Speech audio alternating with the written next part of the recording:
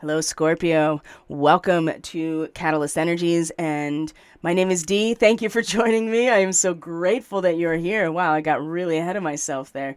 And welcome to your full moon forecast. Scorpio Sun, Scorpio Moon, Scorpio Rising. Truly, if you have strong Scorpio in your natal, progressed, draconic charts, however you're looking at your astrology, you got strong Scorpio, there's going to be something in this forecast for you. So not only is this a full moon, it is a penumbral lunar eclipse. So we're going to go over the mechanics of that, just briefly review what eclipses are, how they are generated in terms of astronomy, and how the celestial bodies are all organized. We're going to talk about the main astrological themes, certainly for the next 2 weeks for this full moon forecast that will be a full moon lunar eclipse, and just some general things here for the Scorpio people to keep in mind as we are now closing this eclipse window that is basically sealing off a time capsule that's going to be opened in October.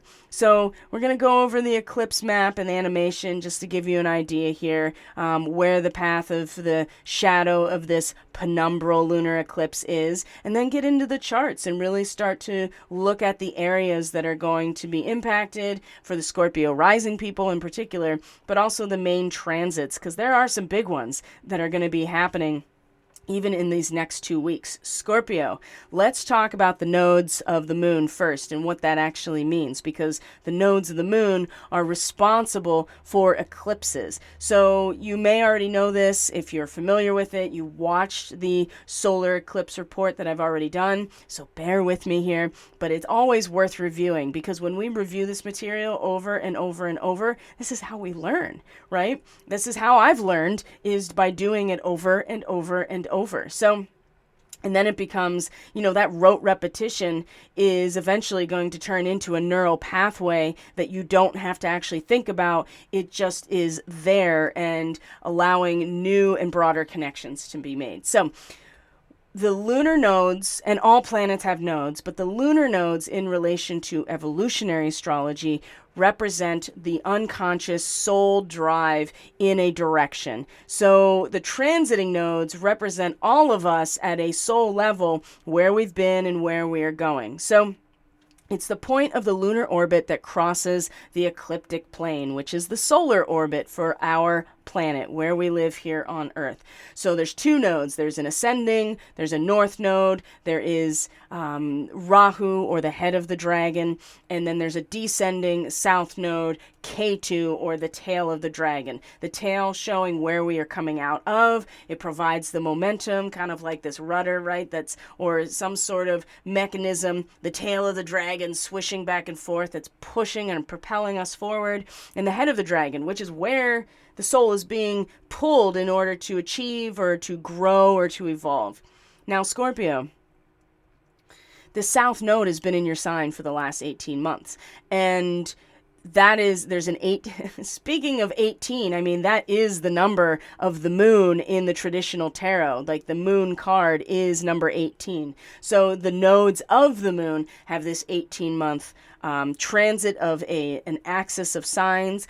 It has an 18-year full orbit as well. Very interesting. So, and of course, 18 breaks down to 9, and there's all kinds of stuff around that I'm sure you're probably familiar with to a certain extent. But Scorpio, in particular, the south node, the descending node, the tail of the dragon. This is where the south node has been, is in your sign for the last 18 months. So for both Taurus and Scorpio in particular, but since we are talking to us, and I say us because I have a moon in Scorpio, I have a stellium in Scorpio, this has been the last 18 months with the south node in this sign has been a time of really coming out of and releasing who we've been in terms of this energy. So if Sun in Scorpio, Moon in Scorpio, or your rising sign in Scorpio, whatever that represents to you, the north or the south node in this sign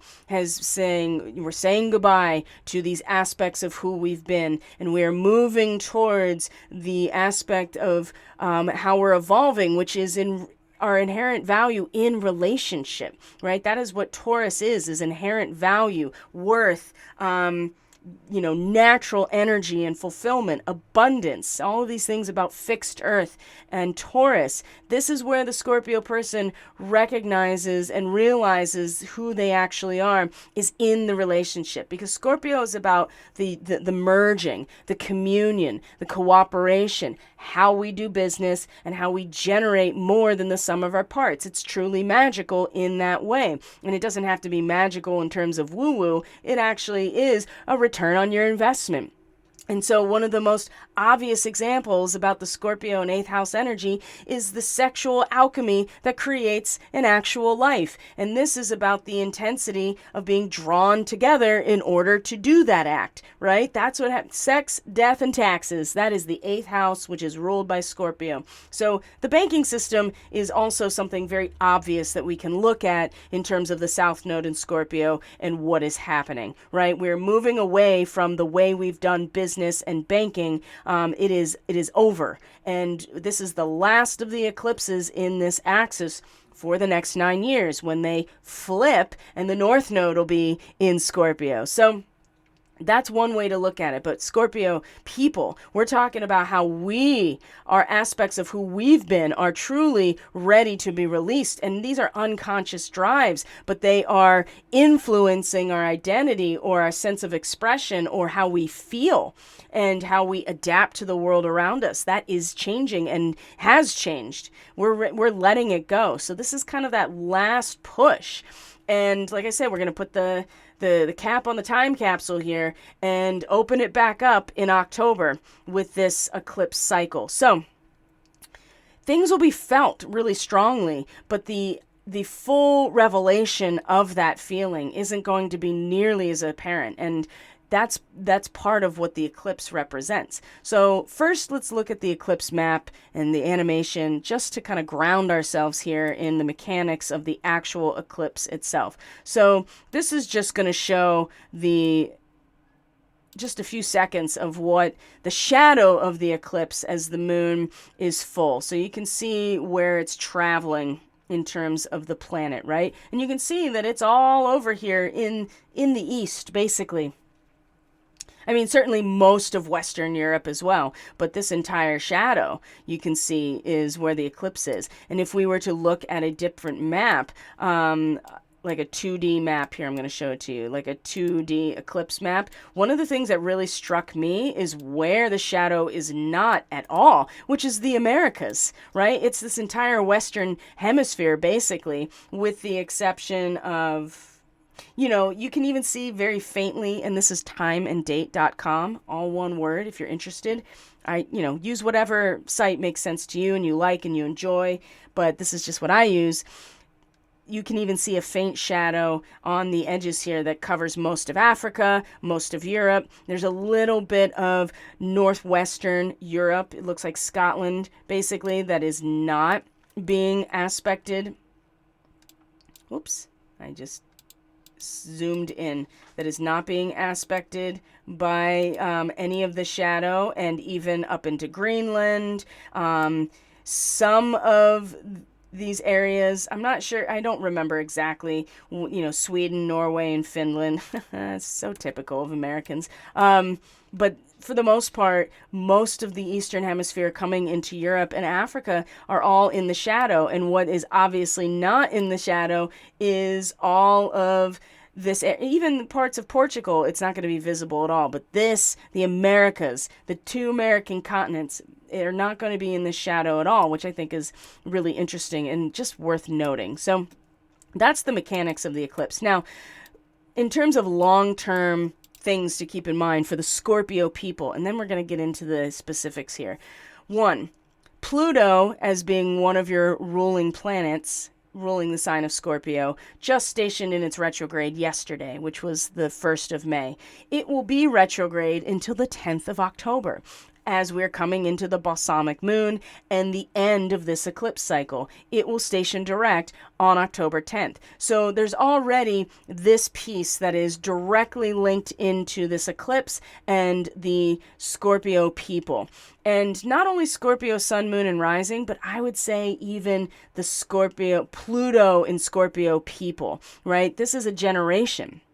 I actually identify it as the millennials. Not everybody does that, but that's just me and the Pluto and Scorpio, especially if you have Pluto in like the first 10 to 15 degrees of Pluto and Scorpio, because Pluto is in a, especially if you have Pluto and Scorpio at like 0 degrees to 3 degrees, Pluto is squaring you right now. So that's its own thing. But what I would say here is that this cycle is very just so dug into the Scorpio people in terms of what is finally being left behind is that Pluto's going to station retrograde. It's going to retrograde back to 27 to 28 Capricorn, which, as many of you know, is the natal Pluto of the United States chart. Funny that we're not getting any of this eclipse. Or the last one, actually, in terms of the solar eclipse and the pathway of the eclipse itself.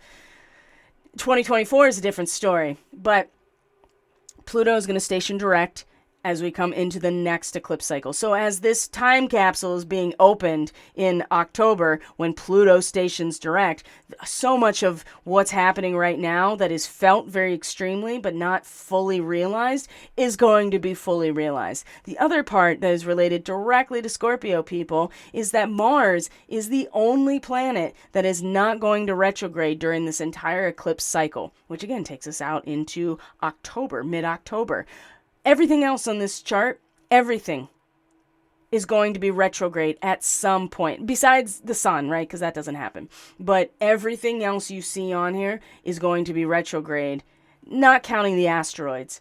All of the main planets in the solar system are going to be retrograde during this time, except for Mars. And Mars is the co-ruler of Scorpio. It rules Aries, but it also rules Scorpio, because that is the drive in order to merge, to cooperate, to come into communion, whatever it is. It's Mars that is that penetrating action that rules Scorpio. It's the only planet that's not going to be retrograde. And so right now it's in Cancer, and it's just going to keep blazing a trail through Cancer, Leo, Virgo, Libra, and at the end of this eclipse cycle is going to come home into Scorpio. So you do, I hope, see and feel the significance to you, Scorpio, of this eclipse in particular, because your two ruling planets are doing incredible things that are lined up with the end of this eclipse cycle. So be patient with yourself.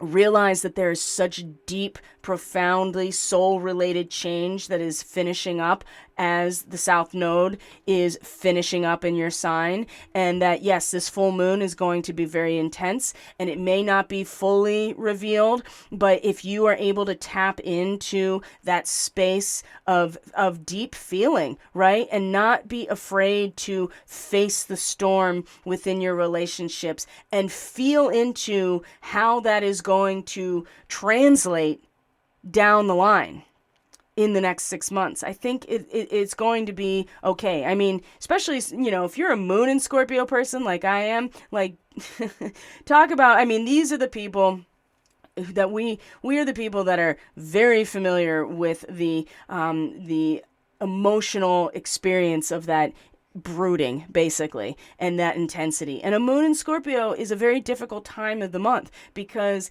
it's very easy to sink into the abyss emotionally and not be able to really get yourself out of it, especially if you don't realize that it's just a reflection.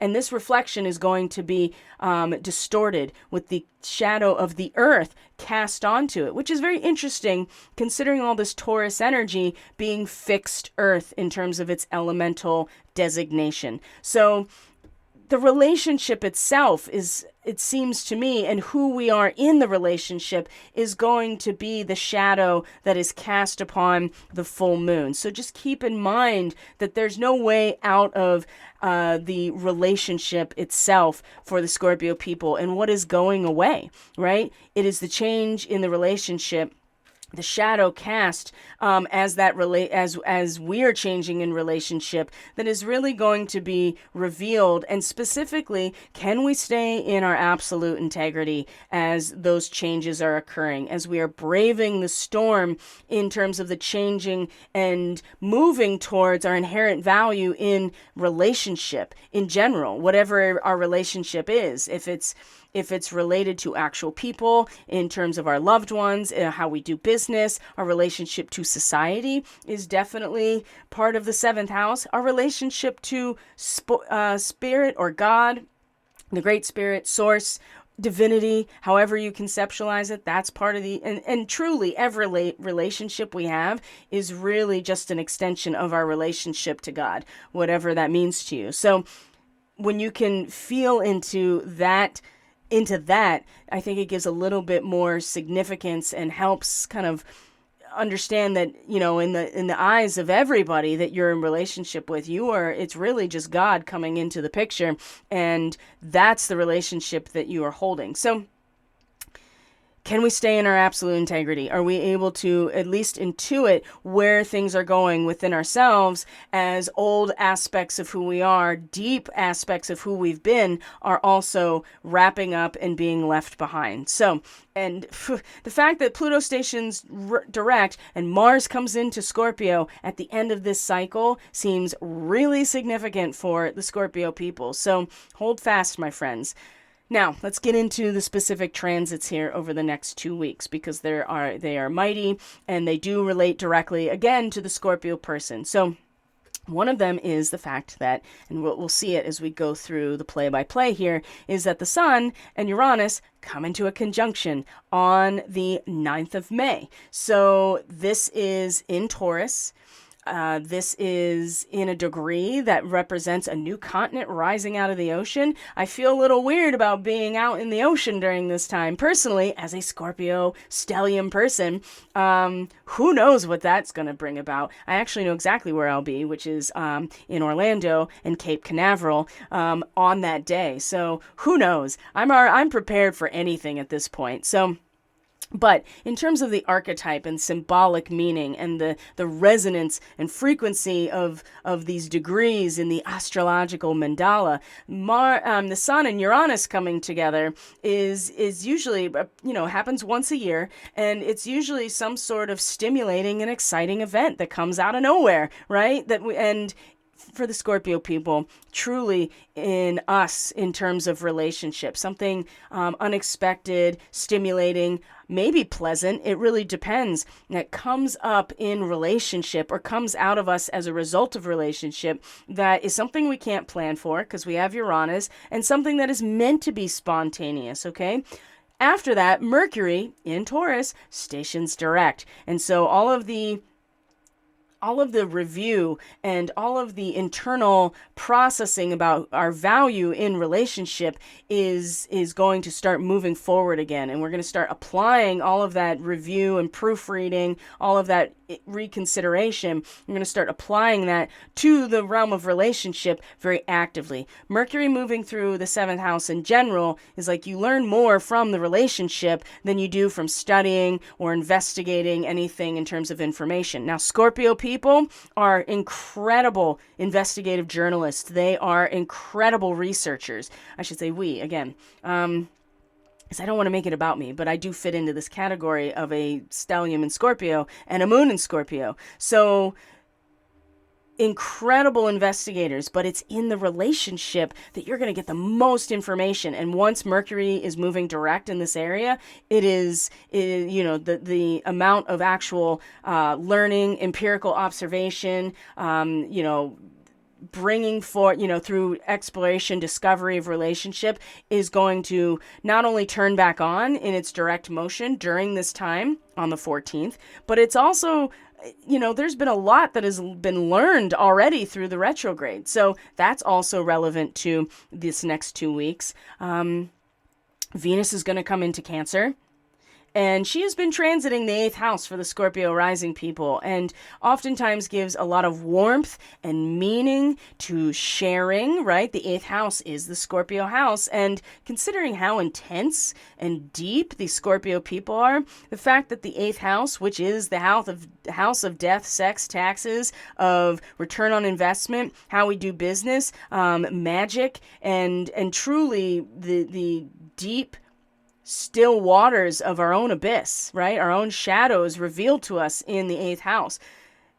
Gemini, right? There's a sense of pragmatism and almost detachment that happens for the Scorpio person in this realm. There's so much discovery and curiosity that is possible in this realm because the Scorpio person's like, I am this realm, right? I am this intensity. So Venus going through this sign and transiting this house for the Scorpio rising people, I feel like has been giving this magnetic quality, this attractive quality, and certainly a curiosity that you'd only really get with Gemini in this area, that is really given a lot of value and worth to actually sharing yourself in your relationships. When she comes into Cancer, which for the Scorpio rising people is the 9th house, there is a focus that changes into the overall meaning of these relationships. And Venus moving through the 9th house will really make foreign travel, exotic travel very meaningful and attractive. And when it comes to Cancer,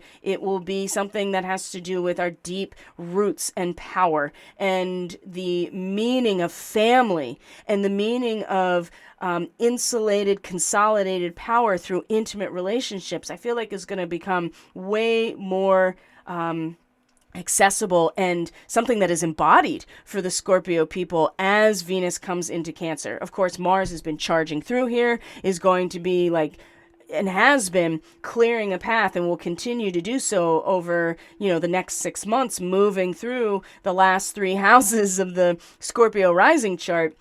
But it's Venus coming into this area that is really going to feel the value of it, embody it, having the sense feels around it, whereas Mars is just charging forward, right?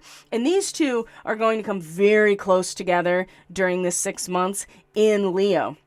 And in fact, Venus is going to station retrograde in Leo for the Scorpio person, the 10th house, right? This is in terms of your professional life, but that's something that we'll go into at some other point, or if you've gotten the eclipse reading, you already know about. But there has been a lot of glow and warmth and meaning to really sharing yourself and sharing the space of relationship with people in a way where you've learned.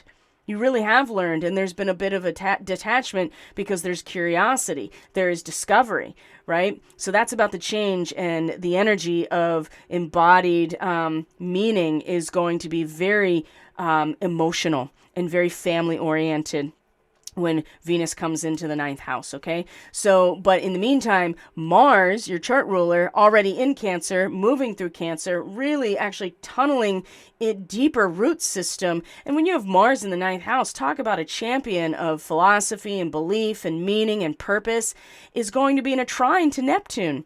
Oh, Neptune. Neptune and Saturn are both in the 5th house for Scorpio now. And so there are aspects of the creative intensity and output of the Scorpio person that are going through incredible harvest right now. We are not individually impacting Neptune and Pisces with anything through our personality or our individual action, right? Neptune in Pisces is the heart, especially these late degrees of Pisces, the harvest, right? Culmination, consummation. The cycle is coming to an end. So Scorpio, and this has been happening for years now with Neptune in Pisces, and truly your creative expression, your authenticity, your heart fire, and your song has been almost inseparable and completely dissolved into the humanitarian, spiritual nature of Neptune and Pisces. So again, even how you express yourself and your authentic voice, even that's been going through a total dissolution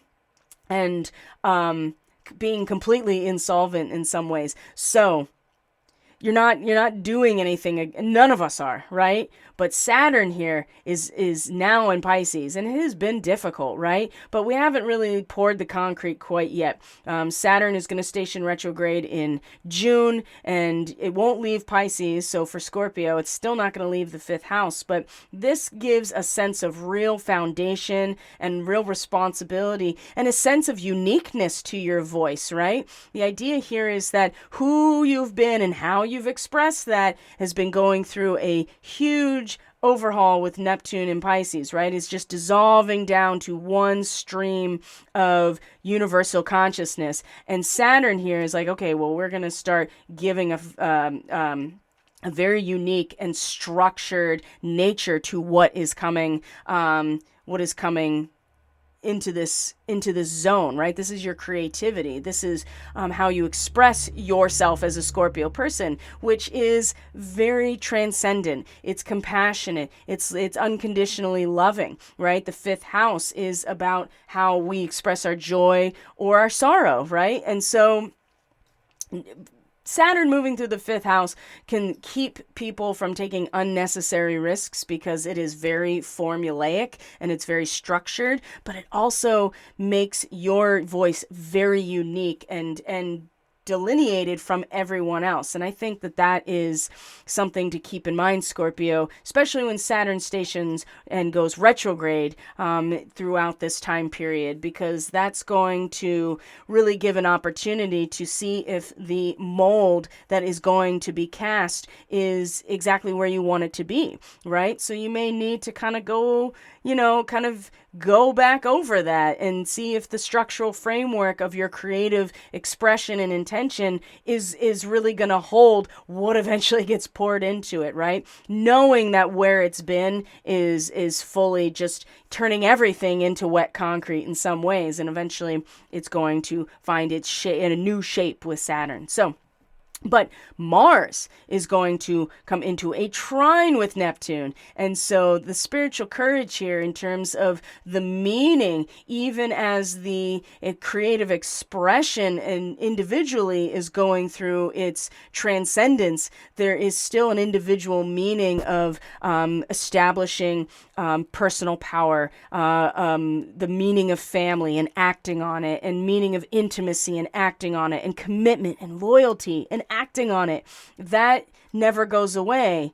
It's just the nature of it. I think that this is really hard for the Scorpio people because it'll feel like the very identity is being absolutely left behind. And that's not the case. It's just aspects of who you've been have to be let go of. And that's been the case for the last 18 months with the South Node in your sign. So let's start looking at the specific transits. Now, one of the things that's happening on the 5th, by the way, as you can see here, is that Venus and Jupiter are in a sextile. Now, Venus is in conjunction with Betelgeuse or Betelgeuse and in Gemini, and Jupiter is in the late degrees of Aries, which is conjunct the Andromeda Galaxy. So this is a big starseed activation in this sextile. So when Venus and Jupiter are in a sextile in that 60-degree angle, there's a very generous mood. You're set, and setting off on a journey is actually very favored.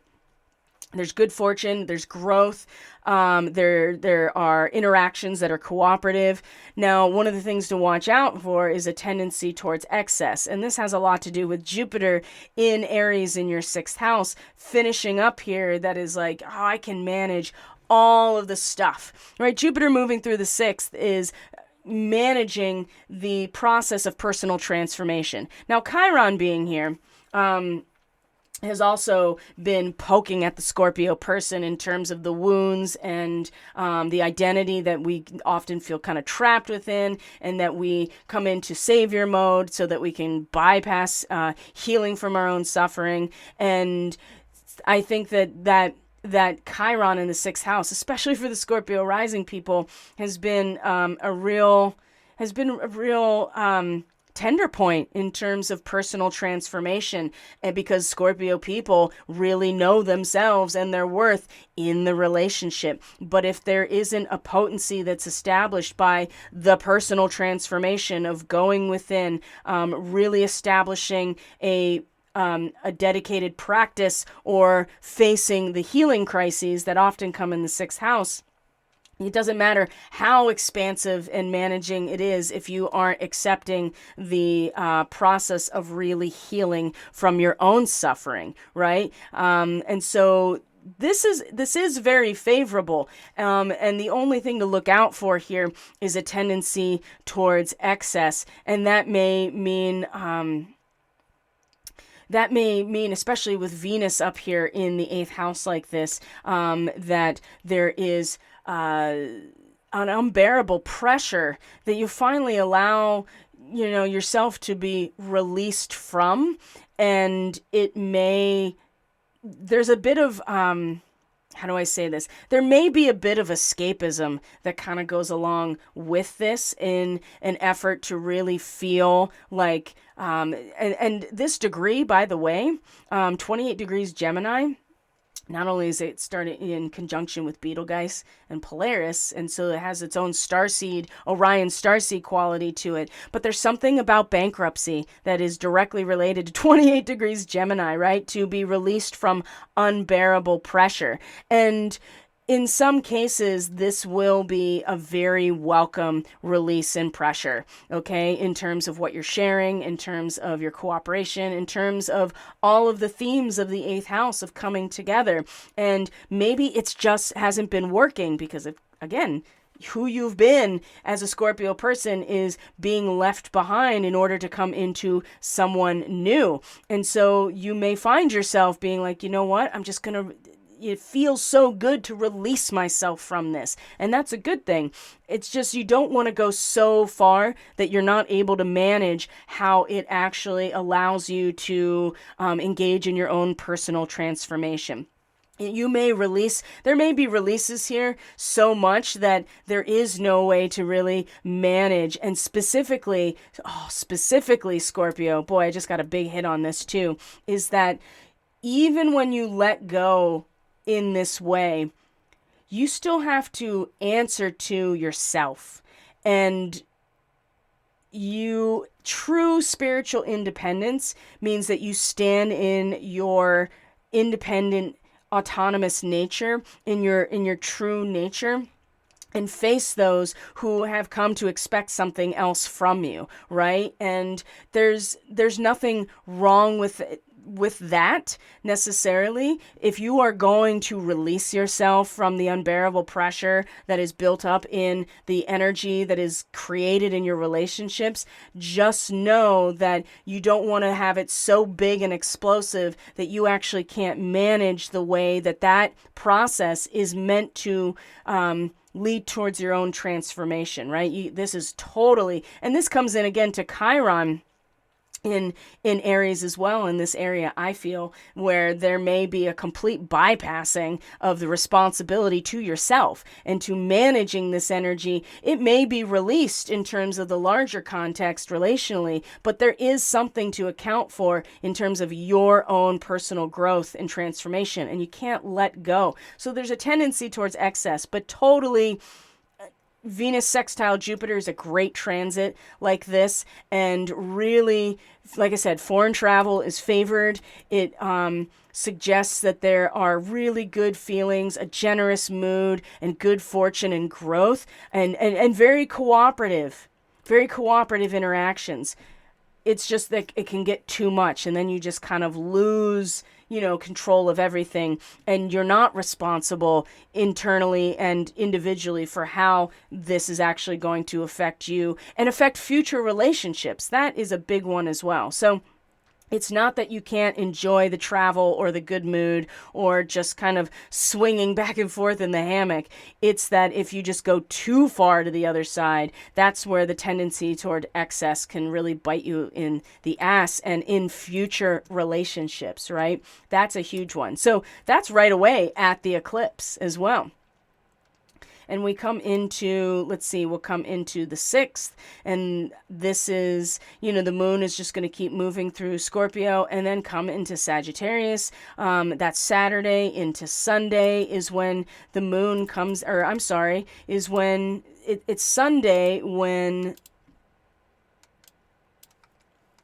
the moon or I'm sorry, I keep saying the moon. Venus comes into 0 degrees Cancer. So it will be in a quincunx to Venus, right? Or Pluto. Pluto and Venus will be in a quincunx together, right? You can see the green line. And so something will need to be adjusted in terms of the value and the meaning of this decision that you're making about purpose and the kind of embodied purpose when it comes to your intimate and personal life, where your power comes from, your inner life, and the purpose of family and very consolidated relationships and what that means. You know, there's a sense of purpose and meaning to the shell around the vulnerability here that Mars has been, you know, being kind of a spiritual warrior in some ways, and Venus is going to become actually that shell in a lot of ways through our sensory input, through being the mother, right? Venus coming into Cancer comes into kind of the role of protector and mother and nurturer as the divine feminine. So, and the quincunx to Pluto in Aquarius is the fact that Pluto in Aquarius, even in its retrograde, is still holding the pattern of destruction of society as an ideal type of knowing, right? And so just because that's happening, there is this opportunity here with Venus coming into Cancer. It's like, you know what? I'm still making a decision about what's important to me and what the meaning of these family relationships or my spiritual community or my nation, whatever those Cancer energies are, the value of that protective mechanism is going to become very embodied as we come into Sunday. And yes, there will need to be an adjustment here.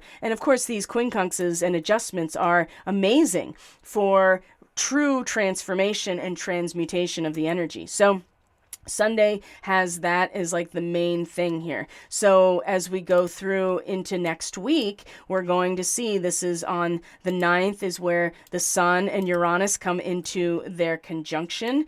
The moon will be in Capricorn at this point, meaning that it's already come into opposition with Venus, coming into opposition with Mars. This is the 3rd house for the Scorpio people.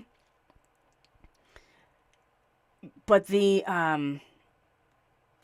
conjunction with Sun and Uranus is the one I really want to focus on. So when the mind has been emptied, and I would say when we're talking about the mind being emptied, the moon moving through the 3rd house for Scorpio rising, and the intuitive pattern recognition and a sense of almost, I don't want to say conformity, but a sense of power and provision in terms of what's right in front of you, where the environment that you are directly interacting with. I mean, really feeling into the power and the solidity of that, Scorpio, in terms of the moon in your 3rd house is really going to be like, no, I need to kind of keep the mind and the world around me as tight and as formulaic and structured as Capricorn usually is, right? You're not getting outside of the law of nature, which is Capricorn. But then you have the Sun conjunct Uranus in your 7th house. And so when the mind has been emptied, and which is where Uranus has been, there and the consciousness has been purified and freed from attachment, there's a new release of life in this area of relationship for you. And when Sun and Uranus come together, this is a time of excitement, unexpected change. Sometimes there's rebellion. You feel really strong urge to break free from the routine. And so Scorpio, it's going to be in the nature of relationship. You be active and look to do something out of the ordinary, because if you don't go looking for it, it's going to come find you with the Sun conjunct Uranus. Okay, it can manifest as unexpected and unpleasant changes that cause upsetting disruptions. Absolutely. Especially for the Scorpio person, in that it's the relationship itself that really allows you to define yourself. So if there is some sort of, unpleasant and unexpected change, it can be very upsetting here. But the impulsive energy is here, and the rebellion energy is absolutely here. And you could be led to take unnecessary risks. And I have a feeling that Saturn over here in your 5th house, again, is going to keep you from doing that. And you may find yourself rebelling against authority for the sake of it. Again, Saturn in your 5th house is probably going to be that wet blanket that's like, hey, maybe you shouldn't do that. Uranus rules accidents. So this could be very dangerous if you're not aware of it. But again, like I said, I feel like the moon coming through Capricorn in your third house, right? Situational awareness that's very focused on, the structure and form and, the letter of the law in your own consciousness all around you and being very sensitive to it. The fact that Saturn is in your fifth house, kind of keeping you from taking unnecessary risks right now, because every I is dotted, every T is crossed in terms of how you're expressing yourself, but you're still going to feel and experience the change that is very spontaneous. It's a surge of new potential after some sort of crisis moment. So it's very exciting. But it also can lead to some serious upset if you're not aware of it. So be flexible, be aware of this, okay? And realize it is passing. So it's gonna start building, probably around Sunday and exact on Tuesday, and then on the other side of it, it'll start to dissipate. So this is something that's gonna, come to a crest and then come off of the other side of it over the matter of days, right? Because the moon or the sun moves a degree roughly every day. So let's see here. That's the big one. So coming into the 10th, the moon will continue its transit of Capricorn, come into Aquarius, and this is where the third quarter moon is going to be, is in Aquarius. So our good old third quarter moon that I keep talking about and accidentally referring to the first quarter because it's in Aquarius. So the third quarter moon is on the 12th of May. So we go through the week, the moon moves through Capricorn, it comes in, meets Pluto, and then comes into Aquarius, which for the Scorpio person is your fourth house, right? So the moon gets very sensitive in the fourth house. It gets very intuitive. It goes very deeply into the personal life, into the inner life, into those relationships that are the most intimate, your family, your home, your family of origin, your religious and family traditions that give you a sense of self-esteem. And for the Scorpio person, it is the Aquarian nature. So you see these water houses, traditionally, your fourth and eighth house, are very intellectual for the Scorpio person. So the fourth house being Aquarius, it's like the collective higher knowing, the idealistic resonance of humanity, right? The frequency of the human voice as a whole, the social organism as a whole, as an ideal. This is where this is where you feel like you belong. Is in this area. And again, there's a sense of emotional detachment with Aquarius because it's the water bearer. It is society being held in this one resonance or this one frequency, which is the higher knowing, the water bearer. So you already feel very sensitive to what's going on here. And then you have a crisis in consciousness around family and around where you belong and who is your family and where's your self-esteem and what protects the vulnerability. And it's society, it's the ideal society, right? It is society as a whole. It is the resonance of society that is the force field around the Scorpio's vulnerability. And so to have a crisis in consciousness with this third quarter moon is going to be quite interesting here. So if we go back just a couple of hours to have it exact, and we can see exactly what degree, 22 degrees of Aquarius is and the moon is going to actually square Uranus too during this day, and then come into a square with Sun right after. So there is an ideological crisis, and it has a lot to do, I would say, with feeling the appreciation of home and family and where you belong and what allows you to feel safe and protected, and you're identifying with your one-on-one relationships, who you are in those relationships, and really identifying with this kind of spiritual inspiration that in the overcoming of a crisis, right? I feel like that there's so much about this crisis, unfortunately, this crisis energy that is really going to be reverberating kind of over and over for the Scorpio person, because that's really where you're going to start aligning with the person you are coming into. right? And it's going to be a crisis here of your sensitivity to your family, the place where you feel you belong, the essence of what actually protects your vulnerability, and how that has been, there may be things there that don't seem like much of a cushion, but they really are. And it's a matter of being aware of them and appreciating them. And the ideological crisis is all the idols are being basically torn away. So even that little bit of shock absorption down here in terms of family or spiritual family or family traditions and really just your inner personal life and where your power comes from, I have a feeling that even that little bit of shock absorption is going to, whatever that was, I have a feeling that's even going to be pulled away to a certain extent. And you're going to find yourself really still strongly identified with the overcoming of crisis in relationship in a way where you just kind of have to trust and be open to receiving the spiritual insight or inspiration that comes from outside of you, right? And it's going to be crisis in relationship as a whole that is going to bring this out, okay? And let's see here, the 12th.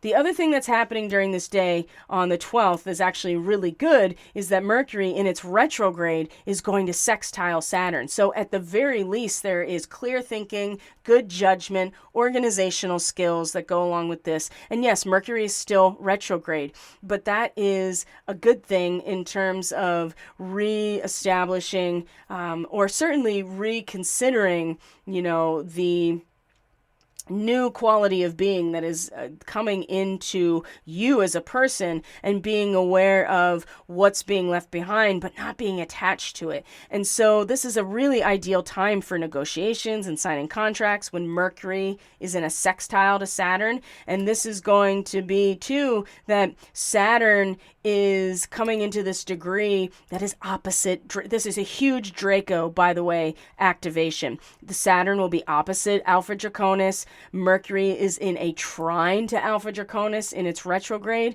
And so even if this is an ideal time for negotiating with yourself based on profound discussions, maybe open and honest communication within yourself, and maybe, yes, there is authentic expression with Saturn in the 5th house, but it's uncompromising in terms of being true to yourself. And so maybe you're not fully expressing it in the context of your relationship yet because Mercury is retrograde, but this is a good time for study. This is a good time for maybe profound discussions with someone that you trust, right? That you're kind of workshopping it with someone or talking to someone.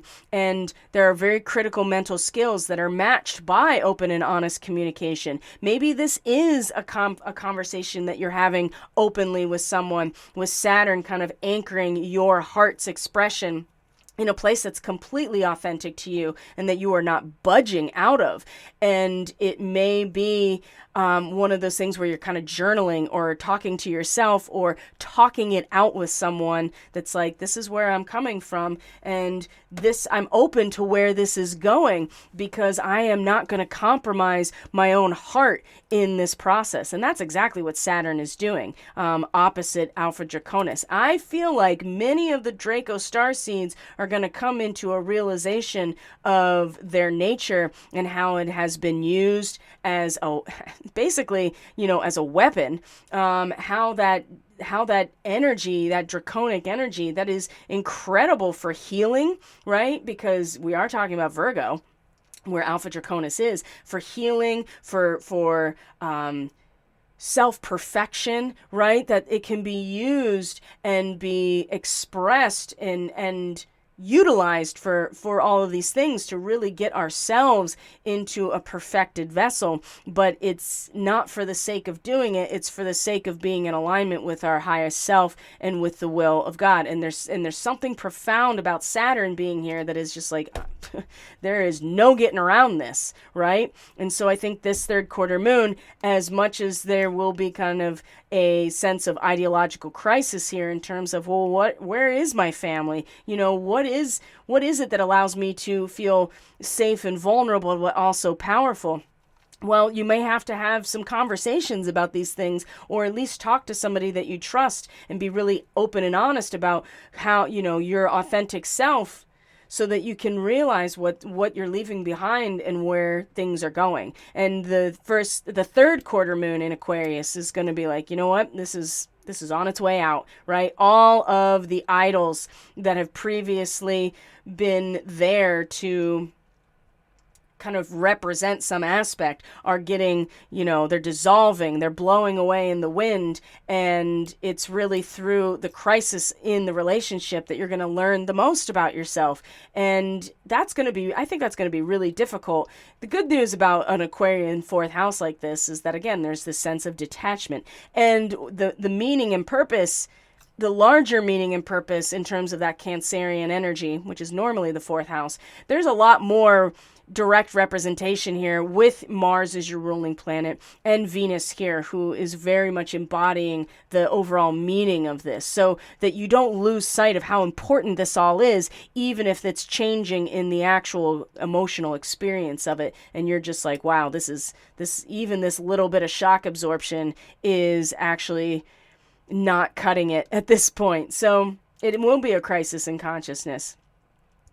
And then the other thing too is not only is you can see here, not only is Mercury in a sextile to Saturn, but then Mercury comes into a sextile with Venus, speaking of Venus in Cancer. And let's look at that. That's going to be more like the end of the day, and where Mercury in its retrograde is going and meeting Venus. Which means that Venus is eventually going to, look at this, come into a trine with Saturn, and we'll get there. So we're still talking about the third quarter moon here on the 12th of May, which is, I believe, next Friday. And this sextile is always a good time to relax and unwind. Socializing is way more enjoyable, right? You're starting to see here that there's less stress and more harmony. And again, there's kind of a bridging of a gap here and a realization that you may not know exactly what's going to fill the nest, but there is an embodied sense of value and meaning to actually feathering the nest. And maybe it's in that process where the bridge across some deep gap here in relationship is going to start being built, right? You're going to feel how important it is to maybe just let go, relax and unwind, and realize even in that process, it's going to start bridging a gap that maybe seems so huge that you can't get over. Now, the next day, the 13th, which is Saturday, is where Venus and Saturn are going to come into a trine. So again, adding to this element of, and the moon will be in Pisces. So talk about also just being so moody. The moon going through the fifth house can be very moody, and maybe they're not your moods that you're tapping into. That is really important to consider, Scorpio. Now, when the Venus is in a trine to Saturn, it's very ideal for committing to a relationship, making a long-term investment, a sensible approach to all relationships. There's closer bonding here and stability in existing relationships. So yes, the moon moving through the fifth house, especially a Pisces fifth house, you do maybe pick up on the moods and feelings of other people. There may be a moodiness, but there also is a compassion and a forgiveness here that may allow some closer bonding and stability in relationships. And this has a lot to do with Saturn, again, being uncompromising about who you actually are and your authentic expression. And maybe what that does is bring out a feeling of mutual respect in terms of the meaning of your relationship. So it's an excellent time to work through problems here and find a solution. So you can see how there are aspects already unfolding by the time we get to the last quarter that are giving the Scorpio, and all of us really, but the Scorpio person specifically, opportunities to start really mending relationships, coming into solutions for problems. Maybe you're not going back, but you certainly are committing to where things are going forward. And there's very strong stability in terms of relationship. Okay. So And the moon moves through Pisces, of course, and then comes into a conjunction with Saturn and comes into a trine with Venus as this is all happening. So it gives some serious to the emotions. There may be negative emotions to deal with the moon and Saturn together,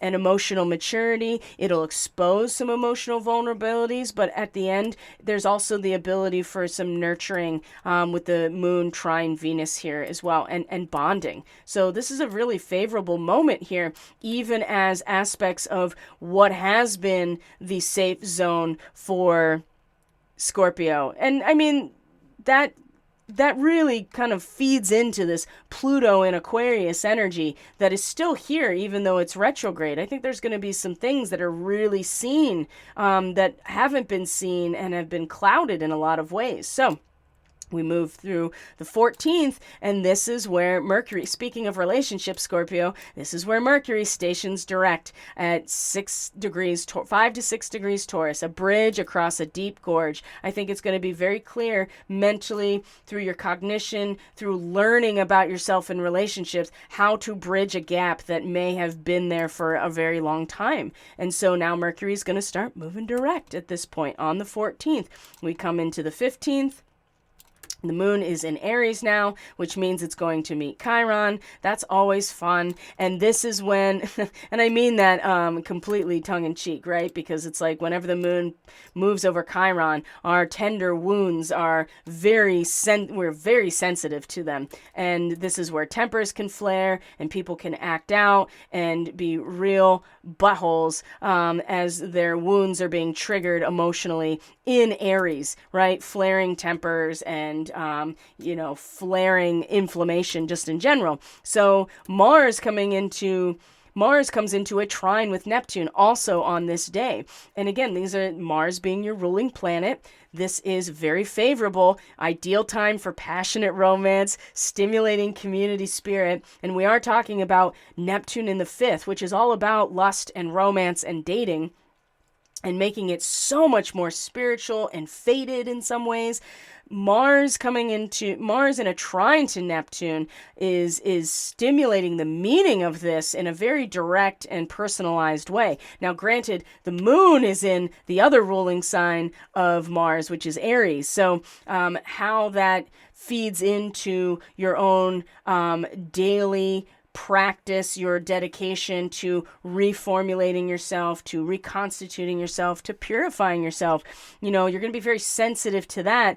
But this Mars trine Neptune is really going to stimulate this community spirit, passionate romance, sexual encounters that are intensely compassionate and tender and spiritual, right? That are going back to like this primal root system in terms of love and commitment. There may be a strong urge to engage with others in spiritual activities with a Mars trine Neptune like this, more in touch with subtle vibrations in general, and a very strong spiritual courage and a fighting spirit.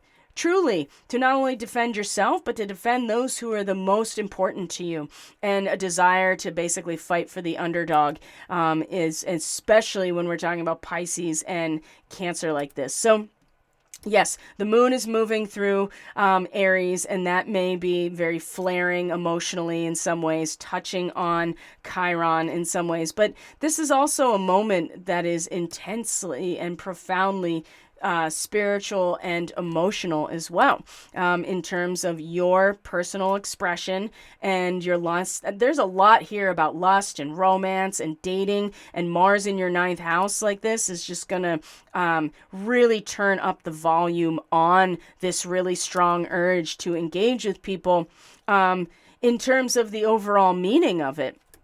Very, very powerful. And then we come into the 16th of May, which is when Jupiter moves into Taurus. So it passes over the degree of the solar eclipse and now has moved into Taurus. And the moon will have conjunct Chiron at this point. So the 17th is really when the Jupiter actually squares Pluto. Now, this is a very powerful transit that is worth putting some attention onto.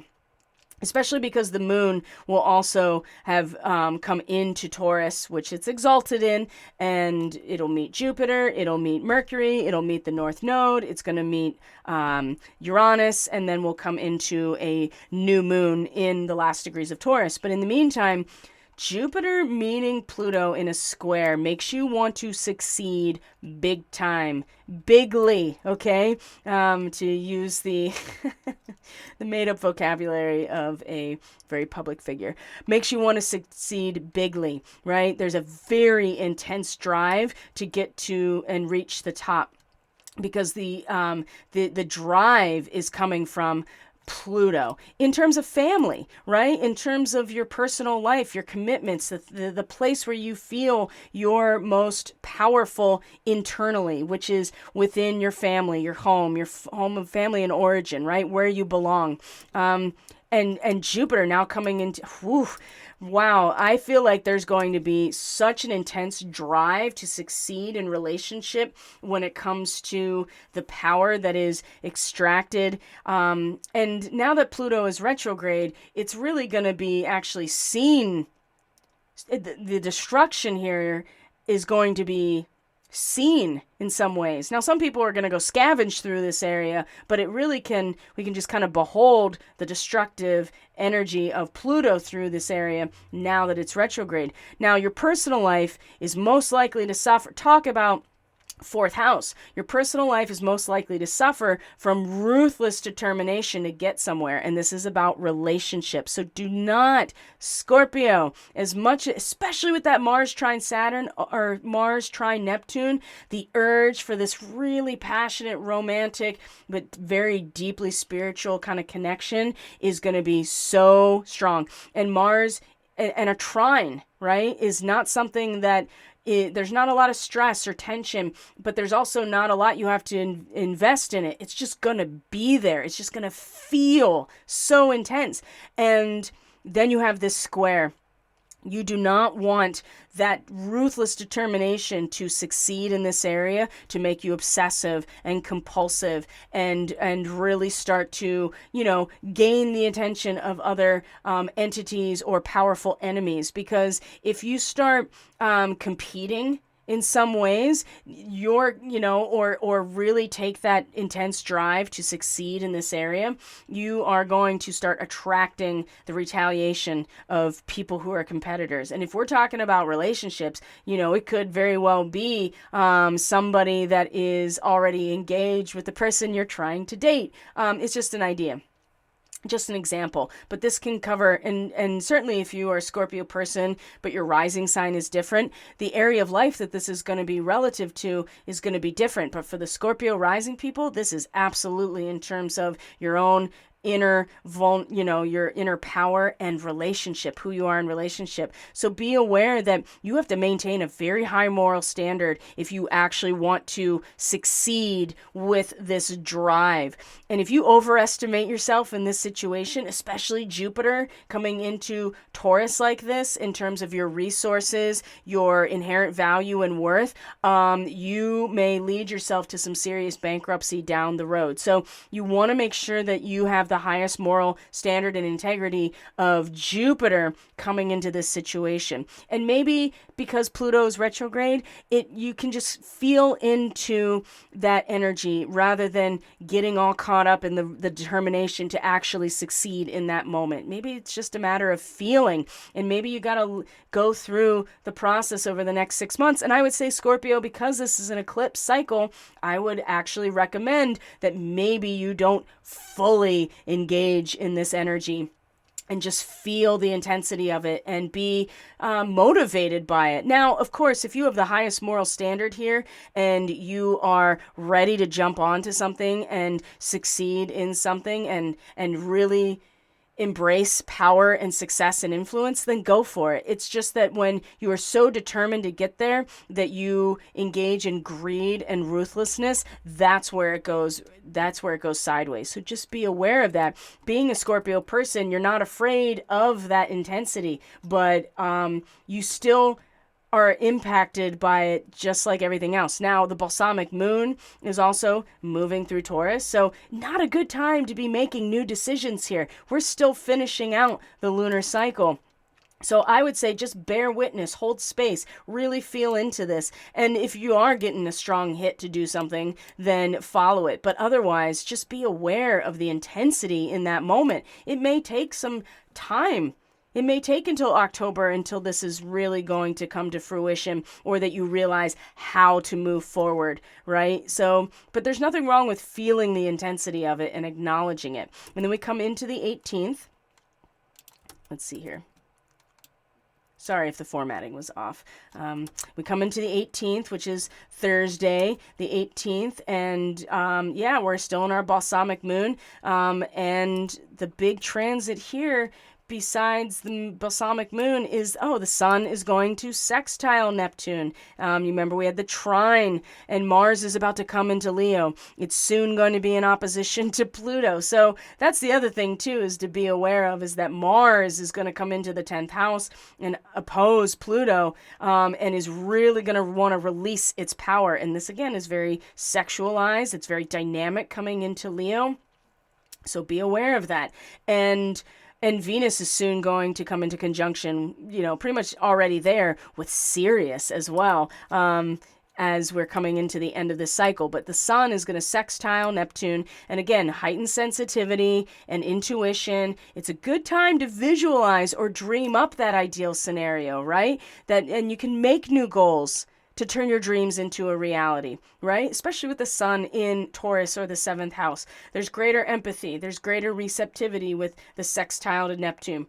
Everything that you need individually is provided for you. So allow yourself to dream a little bit here, and to realize that even though aspects of who you've been in relationship are done, they have happened, right? It's like a woman going through menopause. That part of her life is over. That doesn't mean she is over, or that love is not an option.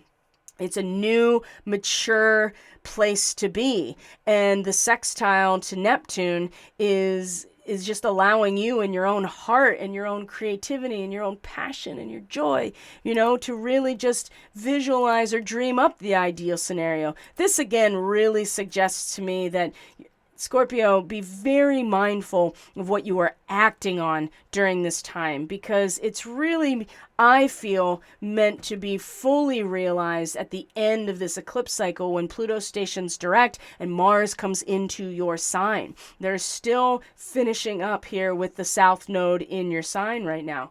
Excuse me. So, and that takes us into the new moon, my friends. So that's going to end this full moon forecast for the Scorpio people.